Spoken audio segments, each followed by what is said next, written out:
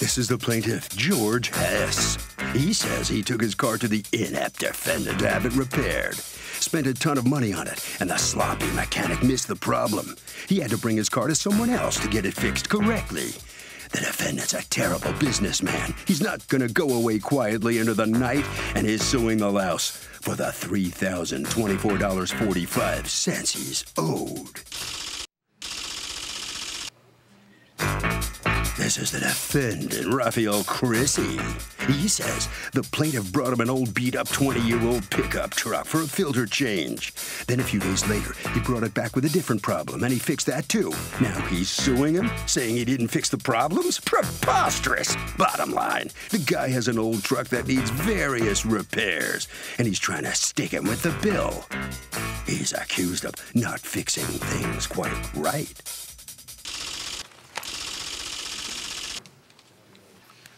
All parties, please raise your right hand. Be seated. Come to order, please. Litigants have been sworn, Your Honor. This is a car case, right? What's the bird doing here? The bird is a witness. She was in the car when we developed a serious... The bird is a witness. Yes. Okay, I have seen it all. For real? The bird is... You feel that the bird is a witness? Did you swear the bird in? Raise your right wing. Did you all have been sworn in, including the bird. Oh, for the love of all that's holy. I thought I'd taken the wrong case out.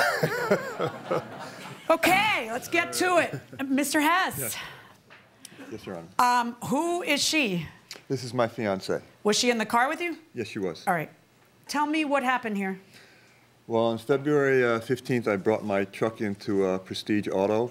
It was sputtering and it was having problems driving. And what kind of truck is this? It's a Ford F-150, a 1991. Oh, wow. It's in very good condition. It's actually an art car. Yes, it's also old enough to vote. Okay, and all right, so what does sputtering mean? Like, Sputtering means it was having fuel problems. I was pressing the gas and it wasn't really going. okay. And I brought it into Prestige Auto. I have a dual fuel tanks, and I never use the front tank. I only use the rear tank. Uh-huh. And it's been working that way for 10 years. And I brought it into Prestige Auto to have them diagnose what was the problem and to fix it. And they changed the fuel filter, and then they said they wanted a whole oil change. So I let them do the oil change, and I expected the car to work. They gave it to me the next day, and I drove it as I'm driving to work on the West Side Highway. It breaks down again. So I have them tow it back there, and then they said it wasn't the fuel filter or the fuel lines. It was the fuel pump. Well, did they say that, or did they say now your fuel pump went and needs? No, they said it was a fuel pump problem. They never mentioned that it was anything was wrong with it before the first time I brought it in. Did you say to them, well, I don't want to pay X, or did you pay that second time? I paid both times. Right. Okay. Yeah. So the first time I went in there, I brought it like I go to a dentist. You know, I said, "There's a problem with my tooth. There's a problem with my car. Can you fix it?" You know, I thought it was whatever it was fuel pump. I thought it was, or something, fuel line. And then they fixed that, and they... What was the first repair? What did you do? The first time he came in, it was, he asked us to just replace the fuel filter, do an oil change, and replace the neck for the tank that's not working. That's his notes that he wrote, he told us to do. Can I see yes, what of evidence course. you have that he's telling you how to fix it instead of you telling him what needs doing? Isn't that a... No, hand it to my bailiff. Isn't it customary for you to tell the cut, or he didn't say there was anything wrong? No, we just wrote the notes. When he came in, he said that he wants to do an oil change, see if we can fix the tank that's not working, and... Well, what tank was not working? The front. But he says he doesn't even use the front. Yes, he said if we can see if we can put it to work again. And did you see if you could put it to work again? We couldn't. Okay. Because the car is older, most of the parts So are what did you charge him for that first time? A fuel filter and an oil change? That's it. Okay. So then he comes to you the second time and says what? Second time he was towed in. It was towed in. And how long after the first time was that? 2 days later. Okay, so it's towed in, and what does he say? Then he said the car wasn't starting. So we checked the car. It was no fuel pressure. We diagnosed that the fuel pump wasn't working, and we called him. We said he needs a fuel pump, and we put it in. Okay, and then was the car working? Car was working fine, yes. Okay, and how long do you, how do you test a car to make sure it's working fine before you call the customer? And... First, we leave it on the lift to make sure that there's no leaks or anything in the car. While it's running. When it's running, yes. Yeah. Then we leave it outside for a little bit, and then we take it for a test drive, and that's it. All right, so you pick up the car on the second time. Do you have paperwork for it? We When you actually change a don't fuel have pump. towing companies, so we sublet it out. So I don't have any paper for the tow. For the tow, but what about for the fuel pump? Yes, we do. Okay, let me see that, and then let me talk to you, Mr. Hess. So you bring it in, and you don't say, but what are you talking about? That first time was supposed to handle it, because the first time sounds like you brought it in for an oil filter replacement and an oil change. That's like normal maintenance. That's not true. Okay. So there's the second time, and there's never talk of you not paying for it. You willingly pay for it because this is a different issue. They change a fuel pump. How long does the repair last you that second time? It lasts me to drive to my house to pick up my tools to go to work. And then I picked up my fiance and the birds, and we started. Oh, we're getting there, we're getting there. Go ahead. And then we drive on the Grand Central Parkway, and people are screaming at us, saying something is going wrong with your car. Because we're driving, we don't see them. We're smelling gas. And so we pull off the side of the road, and gas is gushing out of the bottom of our truck. Gushing. Gushing. And then after that, we called up Rafi, Prestige Auto, and we told them, you know, we're stuck on the Grand Central Park. Can you do anything about it?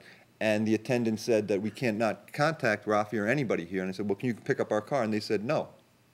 There's nothing we can do. You know, bring it back in the morning. Well, you could call a tow company and bring it to them, and then if in fact it's their fault, demand they pay it. What'd you do instead? You got towed elsewhere? No, we Kept driving? No, actually, what happened is when you turn off the car, the pump stops and the gas stops going out. So what'd you do? We got it back to New York. How did you get it back to New York is my question. Turning it off, turning it on, turning it off, turning it on, because it was very cold at night, and I didn't want to, the birds were inconvenienced, and so was my fiance. Okay. Why'd you bring the bird again? Bird's a witness to what? Well, we had 3 parrots who were in the car with us, and parrots are very susceptible to toxic fumes. So as the car was becoming enveloped and we were overcome with fumes, Roxy, what did you do when you saw the fumes?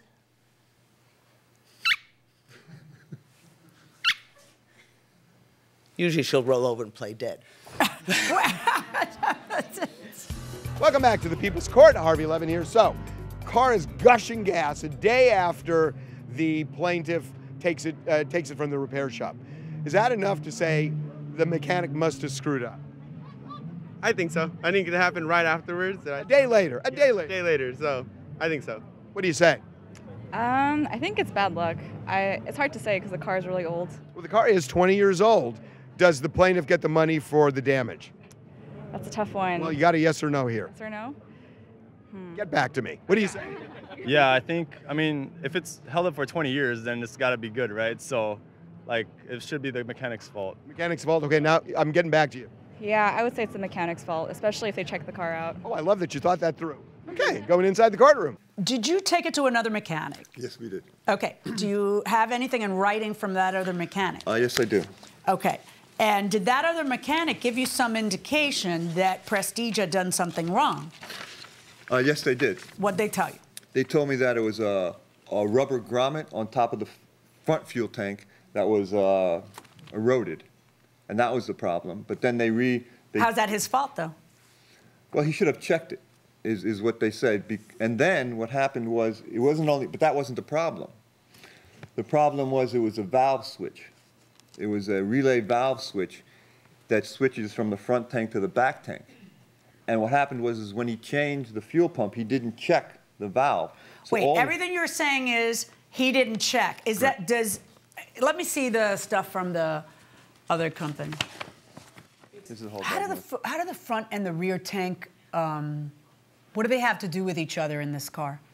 You have right on the dashboard, you have a switch that switched from one tank to another. The front tank wasn't even connected, so he's been using... Connected to what? To the engine. It's not pumping any gas to the engine. So you're only using the rear tank. I'm going to read to you what these folks say, and I need you to analyze it and to kind of tell me what... I did spoke to them, though. So. Oh, you did? What'd they tell you? He told me, which I went on the internet and pulled this out, that there was a recall on that car since 1993. If you want to see that, that there is a check valve that, some vehicle can experience a cross-tank fuel flow condition due to a damaged check valve in the fuel pump sender assembly. And this is a recall from 1993, so. The recall's old enough to vote. Had you ever experienced cross-tank fuel flow? Oh, before? no. I've had no problems with it. Is there any suggestion by these folks that something he did caused that? Or do you feel like, look, you were in there, you were looking at it to see if you can fix it, why the heck didn't you tell me that there was a... Yeah. Rafi stated that when we brought the car in the first time, that we told him to fix the front tank, which is not true. We had been running on a rear tank all these years. That's odd, because that was like your best piece of evidence that he was there and didn't look at it or whatever. You're saying that that didn't even happen. He was not in the front because you don't use it. But he did go to the front, he said. Yeah, but you just said that wasn't true. We didn't ask. Whether it's true or not true, it doesn't matter. Let's assume he went to the front, okay? None of that really has any bearing on my ruling. My ruling has to be based on one thing and one thing only. Did he breach the contract or cause damage? If he causes damage, it's negligence. If he breaches a contract, it's a breach of contract case.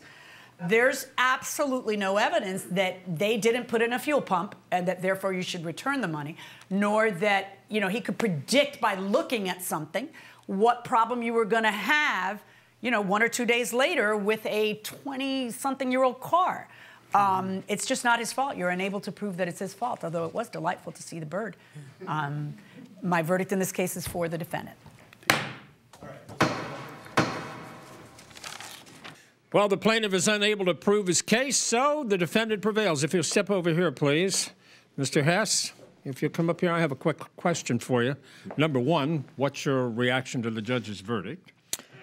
I don't believe that all the information was presented in the correct manner, because I believe that the auto mechanic is responsible for a life and death situation where you have a fuel tank and he didn't test it. You presented the case. So, well, what did you think you might gain by bringing the bird to court? I find that fascinating that you brought the bird here. We hoped she would have flown up to the judge and gave her a kiss. Are you kidding? Well, thank goodness she didn't, you know. That would have been panic time in court. Sorry, you know, you're out of luck, okay? Sorry about that. All right. You must sign some documents out there. I think they like TV time, you know. Congratulations. Thank you. Okay. Thank you. You get cases like this very often? No, that's second time. Second time? Yes. Okay, yes. well, you're okay. Yes. The judge said couldn't prove you did anything wrong? Yeah, like the judge said. So you're victorious. Yes. Okay, congratulations. Thank you so much. Thank you very much. You must sign some documents. Harvey, what do you think? Hey, Doug, really important when you take a car to a mechanic, have them write down what they are doing to the car so you have it documented. That will do it for this case. Litigants for the next case on the way into the courtroom right now.